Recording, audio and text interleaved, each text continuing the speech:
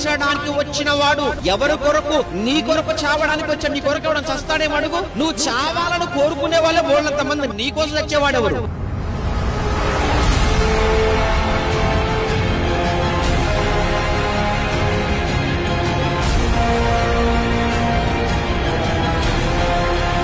ఎవడు నీ కోసం చావడు. మరి అందరూ కూడా ఏం ఆలోచిస్తారో తెలుసా? నువ్వు ఎప్పుడు చేస్తావని ఎదురు చూసే వాళ్ళు ఎక్కువ మంది ఉంటారు నీ కోసం.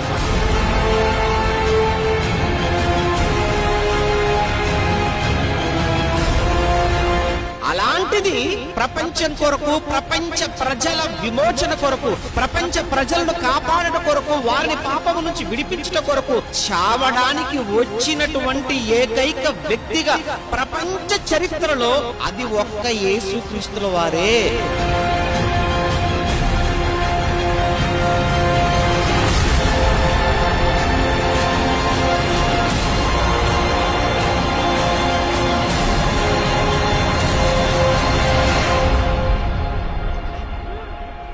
అందుకే కదా ప్రపంచం ఆయనకు దాసోహం అయిపోయింది. ప్రపంచం ఆయన పాదాల మీద పడింది.